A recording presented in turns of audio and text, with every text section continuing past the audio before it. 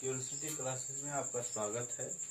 और आज हम part 2 basic chemistry by PK sir, यानी मेरा नाम पंकज कुमार है और मैं बेसिक केमिस्ट्री आपको जो कक्षा 9 से लेकर 12वीं तक कार्य करेंगे।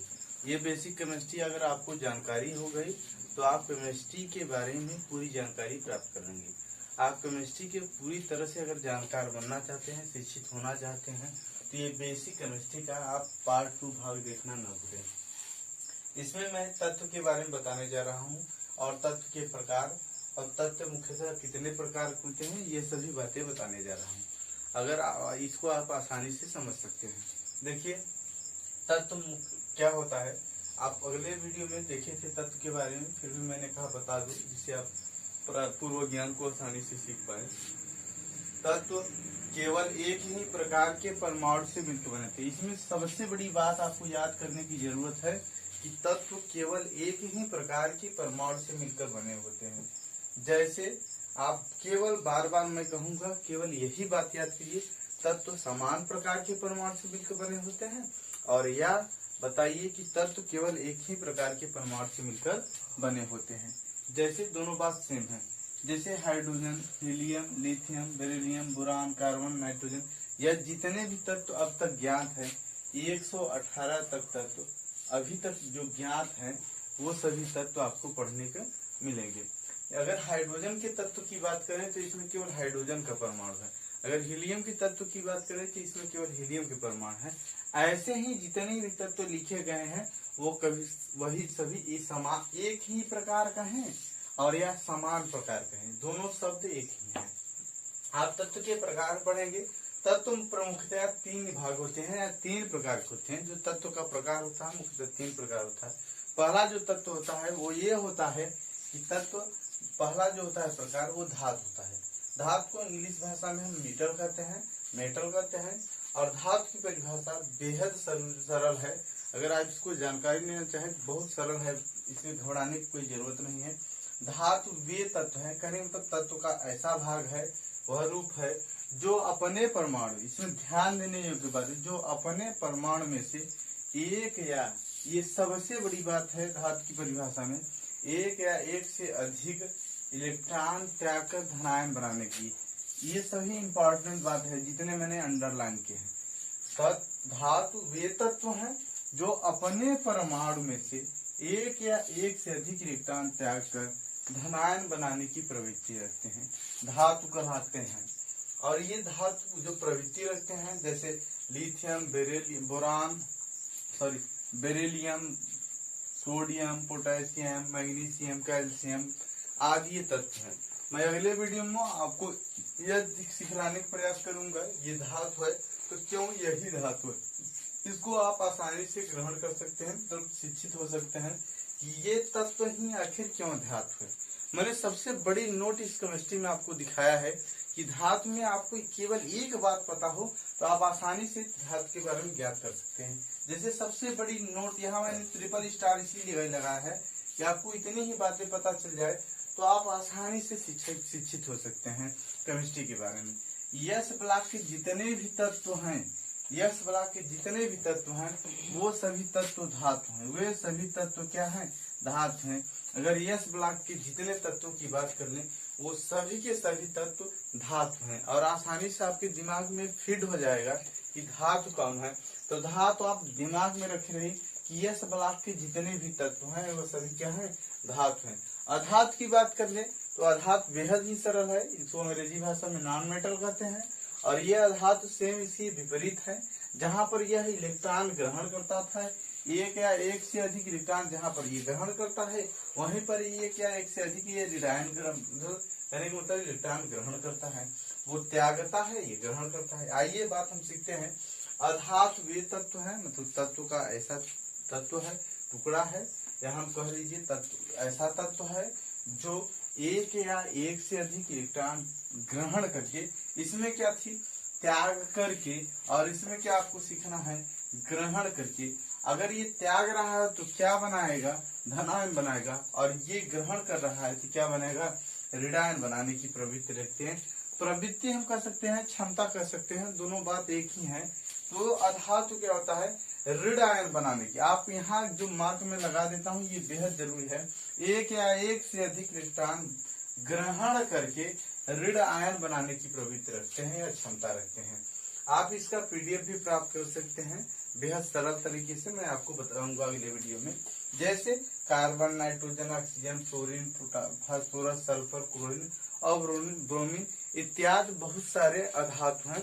आप इनका ज्ञान अवश्य रूप से प्राप्त कर सकते हैं अगर आपको केवल एक ट्रिक पता हो कि यह क्या है। पी ब्लॉक के जितने भी तत्व हैं, एक दो तत्वों की बात अगर छोड़ दिया जाए तो बाकी जितने भी पी ब्लॉक के तत्व हैं वो सभी के सभी क्या हैं, अधातु हैं। सभी के सभी तत्व क्या है, अधातु है। अगर हम बता दें, अगले वीडियो में मैं बताऊंगा कि जो एकाध दो तत्व हैं पी ब्लॉक के वो अधातु या धातु हैं, वो क्यों हैं, आप आसानी से सीख सकते हैं। देखिए इस वीडियो में मैंने केवल इतना ही बताया है, तत्व और तत्व के प्रकार। जो तीसरा प्रकार होता है वो होता है उपधातु। तीसरा जो प्रकार होता है वो होता है उपधातु। तीसरा आप लोगों को उपधातु के बारे में बताया जाएगा। जो तत्व के तीन मुख्यतः भाग होते हैं, वो पहला भाग धातु, दूसरा अधातु और तीसरा जो भाग होता है वो होता है उपधातु। अब हम उपधातु के बारे में बताएंगे। उपधातु को अंग्रेजी में मेटलाइड कहते हैं। इसकी स्पेलिंग थोड़ी सी कठिन है, आप ध्यान पूर्वक देखें तो समझ में आ जाएगा अच्छे से। METALL यहाँ पर है, LLOID, ये मेटलाइड के स्पेलिंग है। और आप जानेंगे इसकी परिभाषा भी बेहद सरल होती है। बस यहाँ पर मन के हारे हार और मन के जीते जीत वाली कहानी है, सेम वैसी ही है। कुछ ऐसे ही तत्व होते हैं, ऐसे भी तत्व होते हैं जिनमें धातु के और अधातु के, कुछ ऐसे भी तत्व होते हैं जिनमें धातु तथा अधातु के दोनों गुण पाए जाते हैं, दोनों गुण सम्मिलित होते हैं। ऐसे हम तत्वों को उपधातु कहते हैं। फिर से मैं बता दूं, कुछ ऐसे भी तत्व होते हैं जिनमें धातु तथा अधातु के दोनों गुण पाए जाते हैं। ऐसे तत्वों को हम उपधातु कहते हैं। और उपधातु का उदाहरण है बोरान, सिलिकॉन, जर्मेनियम, आर्सेनिक, और यह है स्टीबियम, और यह है टेलुरियम, और यह है पोलोनियम। ये सब आदि जो है उपधातु है।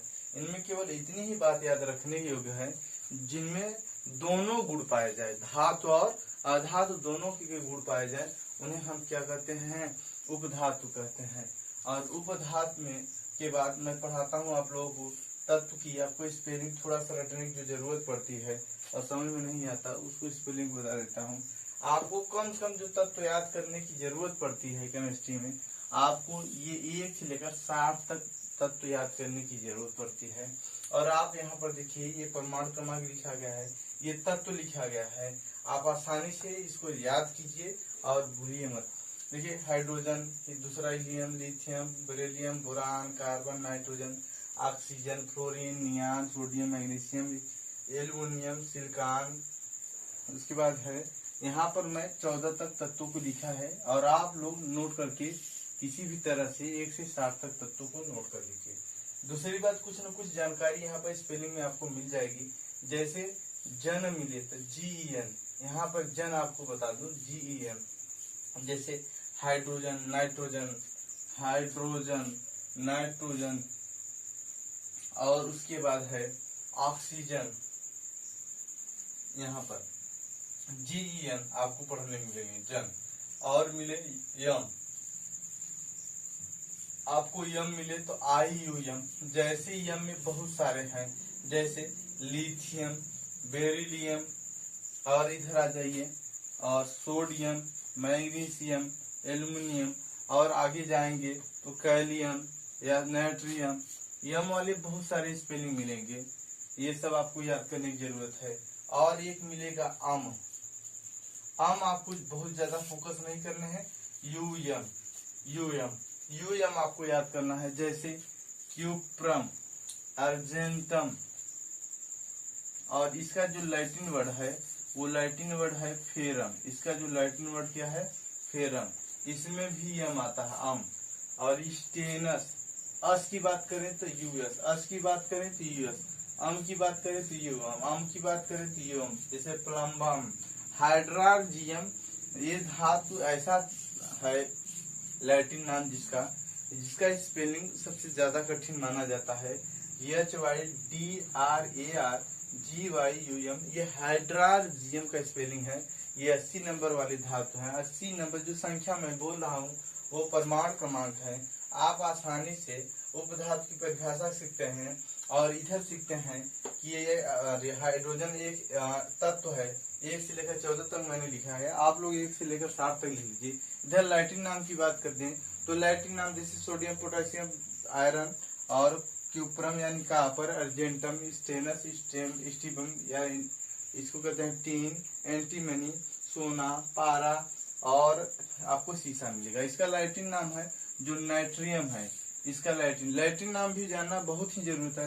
सोडियम का इसका नाइट्रियम है, इसका कैलियम है, इसका फेरम है, इसका क्यूप्रम है, इसका अर्जेंटम है, इसका स्टेनस है और इसका स्टीबम है, इसका आरम है, इसका हाइड्रार्जियम है और इसका प्लम्बम है।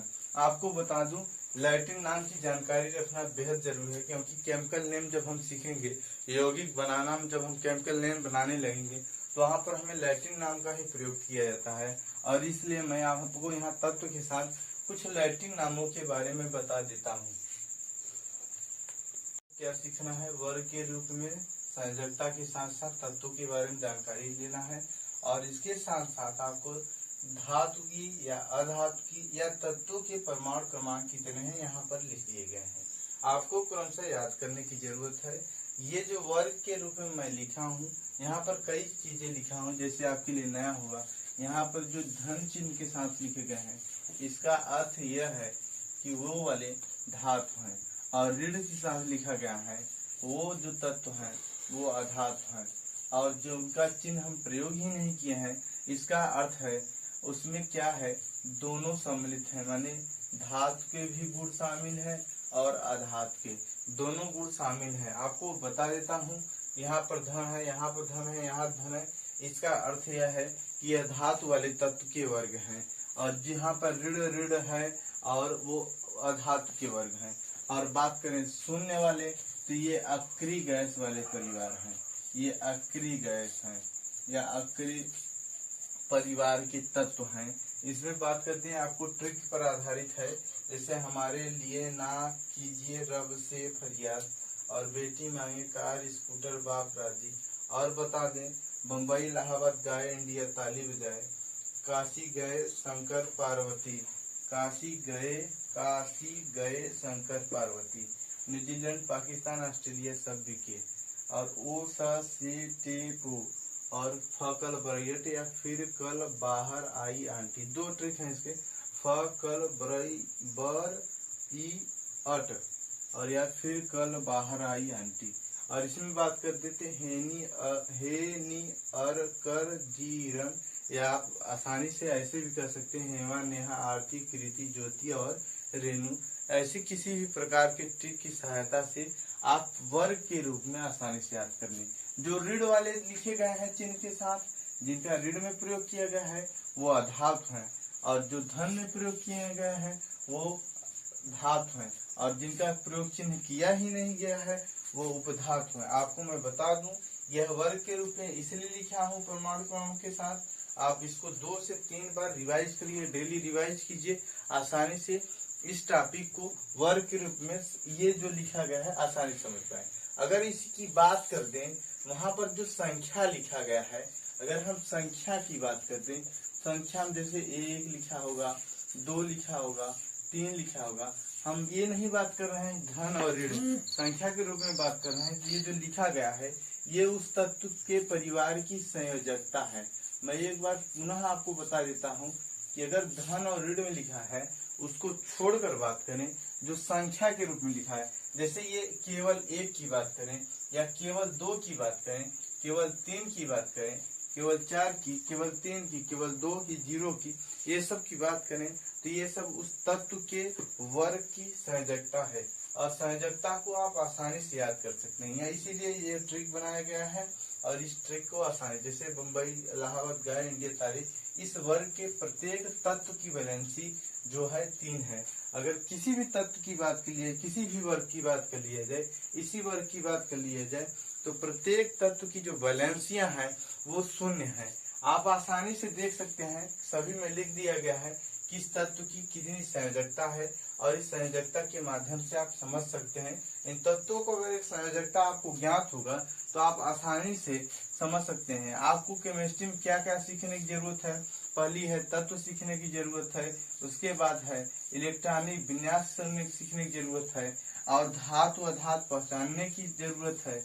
ये सब ऐसे टॉपिक हैं जो बेसिक केमिस्ट्री के पार्ट हैं, और इन सभी को आप अगर सीख लेंगे तो आसानी से सीख लेंगे। और सबसे बड़ी बात है, अगर आपको संयोजकता आता है तो आप आसानी से यौगिक बनाना सीख जाते हैं।